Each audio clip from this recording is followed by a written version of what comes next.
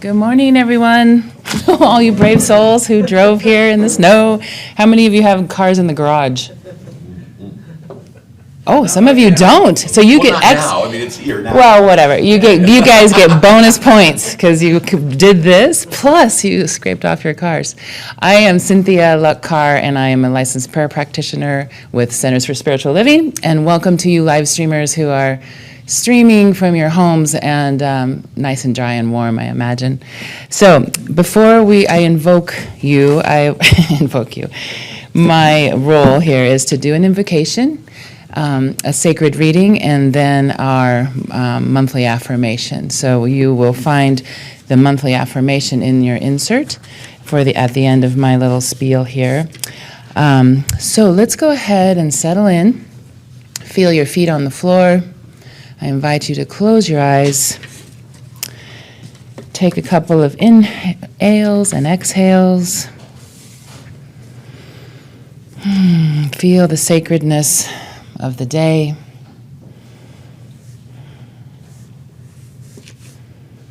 As we gather together today on this beautiful snowy morning, in this sweet place we call Light on the Mountains, I recognize the powerful presence of the divine, always present, always powerful, creating life force that is the source of all that is. I know that God is here in this perfect form, individualizing as the snowy trees, the elk in our yard, as you and as me and our lives. And it is from this grace-filled place that I give thanks. I give thanks for Reverend John and his message today, for our team of devoted practitioners, for our musicians, R.L. and Max, and their heartfelt music every single Sunday. I give thanks for our Astute Leadership Council and our teachers of the various classes, our live stream technicians and our social hour volunteers. I give thanks for all those who give financially, who provide the operating capital to make this all happen, and for each member of our spiritual community to make us a true center for spiritual living. I bless this time together, and with deep gratitude we say, and so it is. All right, so I had, the first time in 2 years, I knew what I was going to read before yesterday, which is so fun. Jan and I are housemates, and she had this book from her sister-in-law's friend. And it is from the Jewish faith. Their new Jewish prayers for daily life, the Sabbath, and new moon festivals. Being a solstice celebrator, that new moon festival part caught my eye, and I have been exposed to some Judaism lately because I have a client and her family who are Jewish, and I got to celebrate some things lately, and I love the wording, and I love how it's so familiar and so comfortable because it relates to what we do. So I'm going to read to you the prayer for the new month, since this is the beginning of December. It's short, and then I have another reading. May the month of December be a month of blessings, blessings of goodness, blessings of joy, peace and kindness, friendship and love, creativity, strength, serenity, fulfilling work and dignity, satisfaction, success and sustenance, physical health and radiance. May truth and justice guide our acts, and compassion temper our lives, that we may blossom as we age and become our sweetest selves. May it be so. Doesn't that sound familiar? Isn't that lovely? I love it. All right, and so the next reading is from Mark Nepo. I was introduced to Mark Nepo during practitioner training, and he has some pretty heady, hefty words in his many books. But I pulled this one off the shelf, and it's called The Book of Awakening, and I don't know how it got on my shelf, but I do that. I collect, and then I read when they fall off, I guess, right in front of me. And this one turns out to be a daily reading. I didn't know that, but you can turn to the day and read it. And so on December 2nd, I turned to the day, and I'm going to share that one with you guys. It's an invitation. Yours is to live it, not reveal it, by Helen Luke. Helen Luke was a very wise woman, deeply grounded in the life of the Spirit. I knew Helen during the last 2 years of her life. During that time, she was a mentor to me. These words are from our last conversation. They troubled me, for I have spent my life becoming a writer, thinking that my job has been just that, to reveal what is essential and hidden.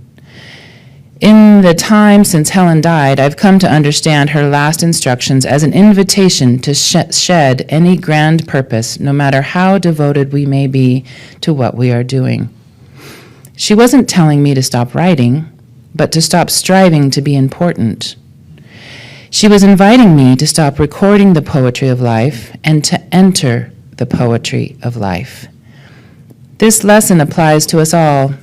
If we devote ourselves to the life at hand, the rest will follow. For life, it seems, reveals itself through those willing to live.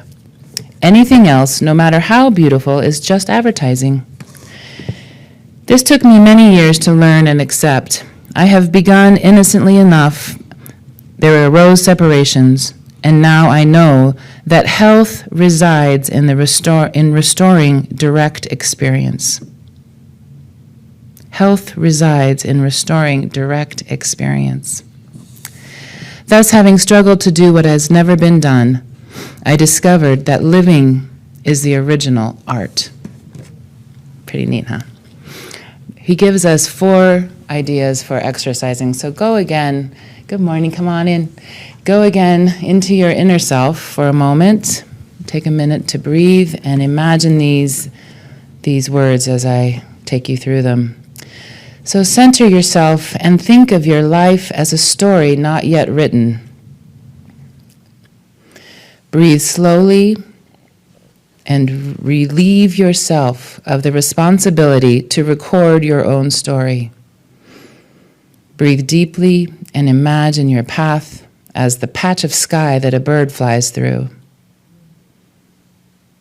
Now just breathe and fly, enter your day, and breathe and live.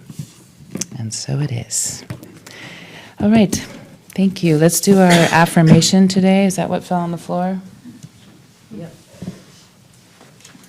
All right, you'll find it in red, the affirmation for December on your insert. Together, I am an individualized expression of the divine who is unique, yet one with the unlimited nature of the universe. Thank you. Thanks, Cynthia. Good morning, everyone. A thought of the day. We're at the end of 2022, right? So end of 2020 as we were in year 1 of the pandemic shifts. And I thought, wow, this is really interesting. The holiday seasons, and they're not hectic. Wow, I'm going to hang on to this. This is something I'm not going back to being as busy as I have often been during the holidays.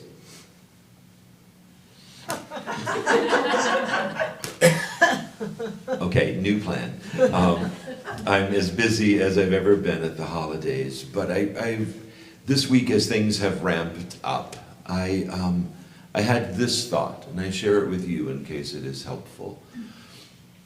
Sort of ingrained in me, in those cells of my being, were ideas of what it felt like to be busy, and how what the stress of that felt like, and expectations of what it was going to be like. This is what we do, and this creates this, and this is how I handle that. And so there were expectations, some good, some not.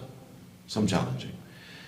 And so my challenge for myself this year is to look at each of those tasks, those opportunities to celebrate, those moments of engagement as though they were new. And it was the first time. And I have to confess that even in a few days of doing that, every now and then I come up to something that I think I knew the easy way around, that maybe I'm not taking the easy way. I'm actually holding the issue a little bit.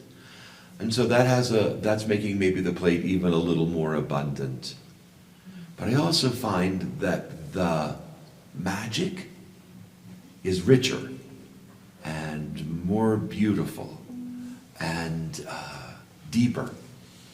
And so little things like remembering I put white candles in my windows at my house.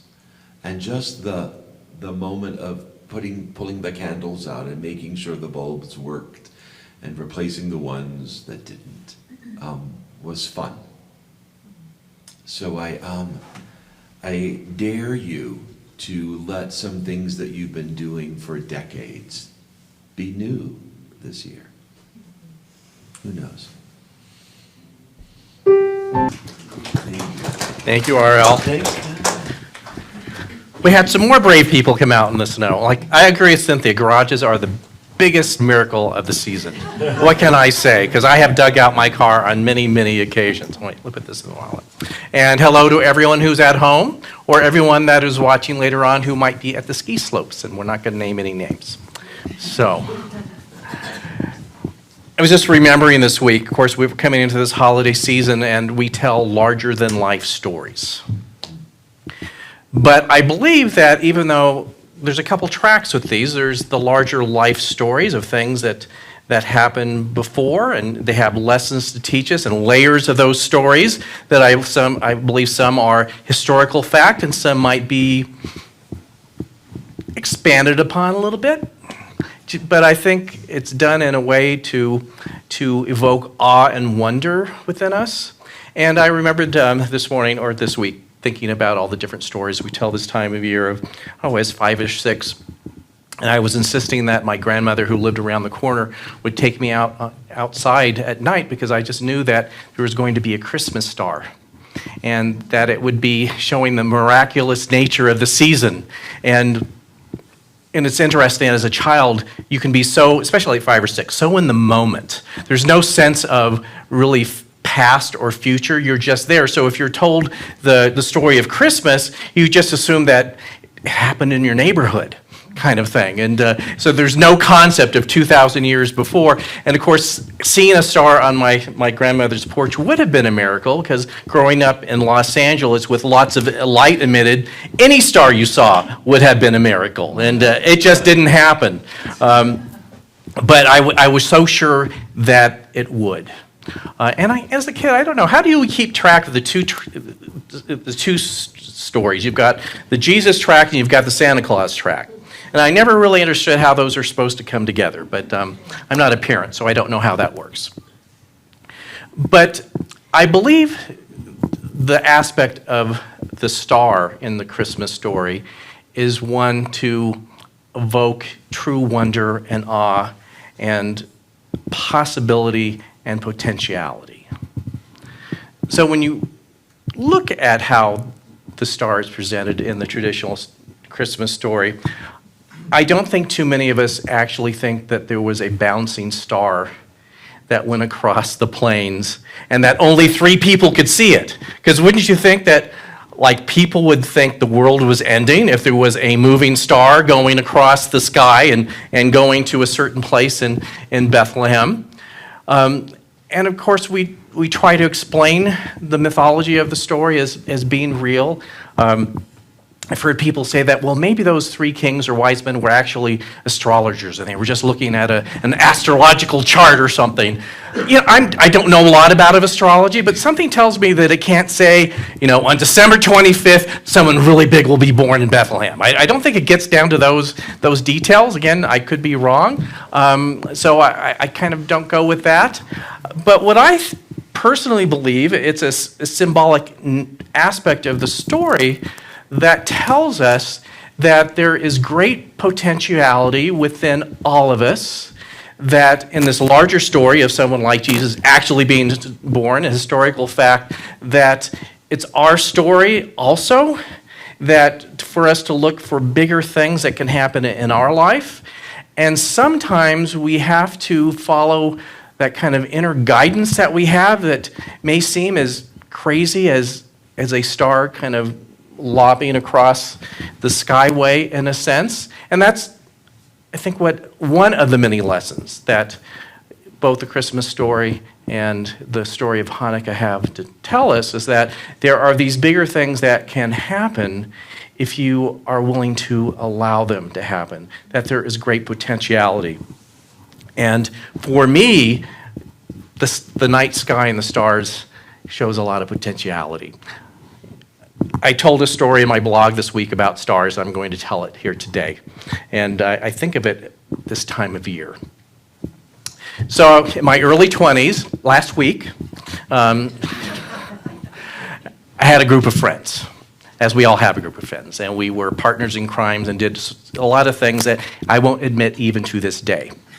But one of my friends, and there's a group of about 5 or 6 of us, family had a beach house on the beach in Ventura, California. Now, I don't know if just the term beach house evokes like luxurious things with, pools and all this happening. It really was not at all. The friend whose family had it was one of like 8 or 9 kids. And so it was just meant to be like a kid's playpen. That, so what if you throw Kool-Aid on the furniture? There's going to be perpetually sand everywhere. It was just like we're just all going there and having a really great time. And so it was 4 of us that went on this weekend, and kind of something different for me and my friends to do. And on the first night, it was probably a Friday night, my friend, she said, everyone grab a sleeping bag and let's go to the beach. And of course, since they had 1 million kids in their family, they had an inventory of sleeping bags. So that was just part of what they did. And for those who have not been to Ventura Beach, they have a system of what they call jetties that are made out of rock. And they go several feet beyond the wave line out into the sea. And the whole point of them, supposedly, they help land erosion not happen as quickly. It's supposed to help the sand not get washed out, especially during storms. And there was one of these jetties that were really close to where their house was situated at the beach. And as we're going out on the beach, it was just a really dark night, no moon, and just even that kind of heavy humidity that you get at the beach that I kind of love at the same time. But and so here we are traipsing out onto the sand, and there's the dark of the ocean, and going to the jetty, and there was kind of a makeshift path on the jetty. I don't think you're really supposed to walk on those. I really don't. I'm not really sure how safe it was to walk on those. I just read an article this week about a rogue wave, things, but who cares? We are 20 or so invincibles, what matter? So she's guiding us to walk on the jetty, and of course you're walking past the wave line and all that, and going out further and further, and then something amazing happened. Like, as we were walking, getting towards the end, all of a sudden, the Milky Way popped out into the sky. I mean, and in the way that you see them of special photographers sometime, it's like, oh, we go outside this Milky Way, yeah, I can kind of make it out. It was like, it was amazing. And I said, well, what happened here? And my friend pointed back, says, well, look back at the beach here in our little neighborhood in Ventura, and you could see an artificial light bubble over everything. And that the jetty went out so far that when the stars popped out, that's when we actually popped out of the light bubble. And it was really that quick. It's like, here I am in the light bubble, or the last part of it, and by the time I get to the mid-room, it was like, boom, like a magic act sort of happening. And I mean, it was amazing. Of course, and the reason why we had sleeping bags, we did what she did with her brothers and sisters since they were like 10. We got in sleeping bags and laid on top of the jetty and just stared at the sky. And it was amazing. Even we have some really dark sky here, but even take some of what you see here and magnify it by 10. It was just, because we are at the edge, we are at the ocean and no light out there. We are out of the light bubble. But what was even more, that struck me harder than that is when we left. Because here you are in this amazing space, and you take a few steps back, and it's gone. I mean, gone. Like, it's ink black sky. And I thought, what kind of magic? It's almost like you're like, I'm here, kind of thing. It was really magical. But the reason why I'm talking about that, so the theme of the holidays and just the symbolism of the stars, even from the Christmas story, is that there is such a potentiality in the world, in the universe, within ourselves, that we don't see, but it's there. That we get, I think, sometimes little inklings of it being there, because we all are connected to all that there is. We all have a spiritual practice or believe in some sort of spirituality or religion, and we get little hits of it. But a lot of times we don't see it, so we don't feel it. And we think, well, I know it's there, but we don't feel it. So this week I went back to kind of an old classic book, Deepak Chopra's The 7 Spiritual Laws of Success. I love these little books. They just give you little simple nuggets, don't expand upon things at all. It's really more about taking it in. And in the first law of spiritual success is about potentiality. Just let me read the first paragraph that Deepak Chopra has to say. It says, the first spiritual law of success is the law of pure potentiality. The law is based on the fact that we are, in our essential state, pure consciousness. Pure consciousness is pure potentiality. It is in the field of all possibilities and infinite creativity. Pure consciousness is our spiritual essence. Being infinite and unbounded, it is also pure joy. Other attributes of consciousness are pure knowledge, infinite silence, perfect balance, invincibility, simplicity, and bliss. This is our essential nature. Our essential nature is one of pure potentiality. So that doesn't mean as human beings we get to have everything we want on a human level. It means we have access to an unlimited amount of creativity. And as we teach in our philosophy here, that spirit, the divine, or God, whatever word that you like to use, is that we co-create with that power. But it's not, in our opinion, an external being or thing that just gives you things. The example I often use, it's like the electrical outlet over there. There's any number of things that you can plug in there and take advantage and have happened. The outlet doesn't give anything to you other than the possibility that you can plug into it and create something or to do something. So we have to think that it is more about our co-creativity with spirit. And if we're willing to believe that there is such this larger thing that exists that we can tap into. One thing in my reading that I just found so moving for me this week, and again, thinking, again, this time of year, miracles can happen. And then we think, well, what about my miracle kind of thing? Or how can something miraculous in my life kind of happen? Or how can there be healing in my family or within ourselves in some way? And there's a difference in thinking of the field of possibilities or God as being our supply, in other words, from which all things come, as opposed to thinking of God, the universe, or spirit, whatever word you like to use, as being your supplier. Supply versus supplier. Supply means I can plug into this wall and any number of things happened. Supplier means I'm going to stand over here and wait for it to walk over here and give me something. There's a big difference. So in a sense, this large presence, that creative presence that we refer to as God or the divine or spirit or the universe, at least of the philosophy we teach, is not something externally that gives you things. It is a power and creative force that makes things in your life possible. And you see the difference. So my prayer is not, or prayers in my spiritual practice is not for someone or something to give me something. My prayers are for me to be able to see the possibility and potential within myself and allow me to be guided to see where that can happen. Can you see the kind of the difference here? It's allow it to know that it can happen through me, through divine power. It doesn't happen through divine power with just poof, there you go. And in a way, that can be almost a little bit more difficult for us. We all want things to just poof into our life, don't we?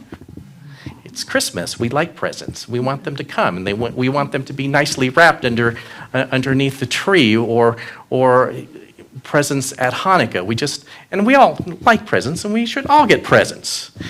But the way that things really show up in our lives are that we, at some point, entertained the idea that something that seemed to be impossible was actually possible. And we, through our spiritual practice and prayer, can connect to that unlimited power to allow to make it happen through us, not given to us, but to happen through our consciousness, through our belief, through our work in the material world. But as human beings, we put often so many barriers between ourselves that can't always happen. There's another part of the same chapter that I really like, that Deepak Chopra talks about the difference between object referral and self-referral. Doesn't it sound really scientific? Here's the difference before I even read this. Self-referral, let's say with a capital S, not going to the ego self, but saying the self of us that is pure potentiality, that knows that it is connected to the divine, the truth of who we are in a large spiritual sense. That's what he refers to as self-referral. And object referral is referring to the evidence we see in the world that tells us that we can or can't do something. So let me just read this and we'll go into it a little bit more. It says, the essential difference between object referral and self-referral. In self-referral, you experience your true being, which is unfearful of any challenge, has respect for all people, and feels beneath no one. Self-power is therefore your true power. Power based on object referral, however, is a false power. Being ego-based power, it lasts only as long as the object of reference is there. If you have a certain title, if you're the president of a country or the chairman of a corporation, or if you have a lot of money, the power you enjoy goes with the title, with the job, with the money. Ego-based power will only last as long as those things last. As soon as the title, the job, the money go away, so does the power. But it's interesting, the object referral for us, to us, can be the most convincing. Go back to my little experience at Ventura Beach. When you're in the light bubble, it's very convincing to know that there seems to be no stars in the sky. You might believe it for a little bit when you step out of the light bubble and go, oh yeah, I remember now, I see it. But you go back into the light bubble and it's easy to say again, well, maybe I made that up. Maybe I just had a dream. Maybe it really wasn't so. And often when we have little flashes of truth and insight that we second-guessed ourselves a bit. And that's true in our physical life, that we all have hurdles and barriers in the physical world that we have to overcome, like just the way that the world is set up. And we can, in object referral, lead ourselves to believe that those things have control over us, that they're perpetual boundaries, that we talk ourselves in believing that we just can't work through them in some way. And of course, some of us have more boundaries than others, really. We have cultural boundaries. We actually say in our world, in our country, sometimes that some people have more value than others. So they might have more seemingly boundaries to go over. But regardless of how many boundaries we can look at, to always go back to the referral of there is infinite possibilities. So interesting when we look at just how we give some people value over others. There's so many different ways. Did any of you read about how the prime ministers of Finland and New Zealand met this week? Probably not. Both of them are females in, I think, their early mid-40s. And kind of historic, because most of it are white males in this sort of power. And I guess they were at a press conference, and one of the questions was kind of referring to, isn't really the reason you two girls are getting together because you're both young women in your young 40s, and it's almost like they're going to get together for, like, do each other's hair and talk about boys or something, And I can't remember which one looked at him and says, we got together because we're both prime ministers. And said, would you ever ask this type of question to two male prime ministers? So in their sense, again, just showing you, depending on your role in life, you might have boundaries that we put culturally together. And it can seem like your boundaries are so much more than someone else that you can't get over them, but the law of pure potentiality tells us that you can. And it gets down to understanding your true connection with Spirit and the divine. So Deepak Chopra gives us actually 3 suggestions how to do this. And they're ones that you probably know. The first one is simply to seek the quietness within daily prayer and meditation. In the classes I teach, that's usually when people go nuts. I can never be quiet. It never works for me. I can never find the time. The second I try to be quiet and pray, that's when my brain goes, ooh.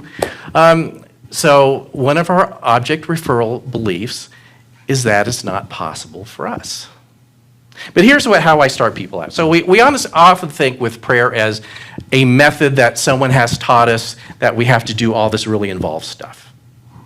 So the method, I've talked about this before on Sundays, it's simply being present, simply making the attempt to clear out your mind of all the to-do things of the day.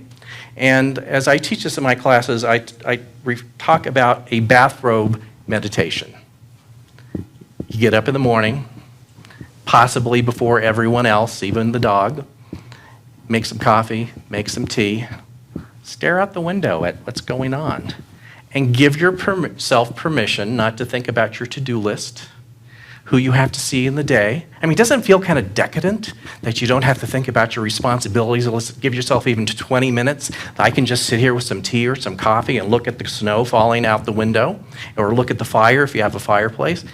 I mean, doesn't that make prayer coma sound kind of like fun and not something like you just, oh my God, I'm going to put the timer and I can't wait till the 10-minute timer goes off because this is, sitting on this prayer pillow is just the worst thing I ever had to do. Get your bathrobe, get some tea, look out the window, and give yourself the permission, the decadent permission of just being present where you are. Isn't that kind of amazing? Don't you often during your days, gee, if I only had like 15 minutes to stop at Starbucks and not do anything. Do it! That's spiritual practice. I know, spoiler alert, that is spiritual practice, to be present where you are and not drive yourself crazy with what's on your list. That is spiritual practice. Second thing he goes to, which should be really easy here. Not as easy if you were like me growing up in Los Angeles. It says to go outside and enjoy nature. See, it's right there. Go to your car. It's right here. The whole point of that, similar to like on the jetty, when I walked out and saw the expanse of the Milky Way, it is so awe-inspiring, as is most of nature. But isn't it interesting here, we kind of get blind to how amazing of a place we live in sometimes? Unblind yourself. Even if it means you have to drive 10 miles up north to have different amazing scenery because you're tired of your own amazing scenery. And that alone should teach you the pure potentiality of the universe. How does this stuff get made? It doesn't get made by accident. It's just this amazing cosmic thing that you are a part of. That will help you see the pure potentiality of everything. And the last thing, which is kind of multi-layered, he says, stop being judgmental. I know, even at Christmas, stop being judgmental. But this is a little bit deeper than that. Of course, we're all going to gossip about our friends and relatives, aren't we? Especially the ones that don't show up at the holiday dinner. And remember, I don't, this is one of my sayings, we don't gossip, we prayerfully discuss others. You know, and their well-being, and you know, anyway. But judgment is beyond just that. It goes back to what we think is possible for us. Judgment often means that I have judged for myself that something in my life or condition that I go through is unhealable and unchangeable. And at times live by that fact that we've all done this to a certain extent, that someone might suggest to you, wouldn't it be great for you to, and think of something really expansive for you. And your first reaction sometimes is like, oh, I could never do that. That would never happen for me. I could never pull together the money. I could never leave home to do that. I would never move across state lines. And that is just multi-layers of judgment. So notice that in yourself, you know, with a little bit of Christmas cheer this week. If anyone says, wouldn't it be great if we did this for Christmas? And if your first reaction is, oh, no, it could never happen. Oh, yeah, John told me that was going to happen, didn't he? And stop yourself. First, is it something you would like to do? Think about that, because it might be a big blessing. Oh, thank God that could never happen. I don't ever want to do that. But if something expansive comes your way this month, and it should, because we're talking about big, expansive things, and if you first go to, oh, I could never do that, or my family could never do that, stop yourself. Say, well, why not? Do I want it to happen? Am I open to that happening? I can't see how that could happen. I don't see the path. I don't see how I could pull the money together. I don't see how I could get the time. But are you open and willing and would like that to happen? And just that idea, and the next thing to say, and I think it could actually be possible even though I don't see the way. So that's kind of the connector. I could see it as being possible even though today it's not happening possibly, but maybe. So that alone plants a little seed in what Deepak Chopra talks about as being a field of infinite possibilities or pure potentiality. It's like plugging something into the wall and saying, I'm going to see if I can get this thing to work. It's opening up and saying yes, and then allowing the possibilities to flow before you to see how it might work. Doesn't mean that you don't have to do work. Doesn't mean that you don't have to put effort to find the way. But the first step is to not judge that it could never happen. So we'll be telling lots of stories this month. We tell amazing family stories. We tell stories about Christmas. We tell stories about Hanukkah. We tell stories around the new year and new things that happen. And often they're bigger than life stories. But remember from today that that is your story too. Amazing, large things that you never considered can happen with you if you open yourself up to them. So let's just take this within for a moment and give thanks for our being here. Give thanks for this amazing, beautiful area that we live in, the Wood River Valley. I am so grateful that we are here. I'm so grateful that each person is here today, both in person and at home via live stream. And I know with the larger ideas of the season, we allow ourselves to open ourselves up to something greater.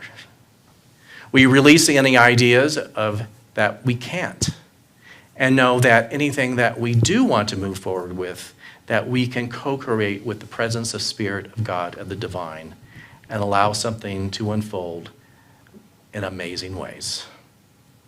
So we give thanks for this. And as our giving thanks, we do something amazing. We let it go.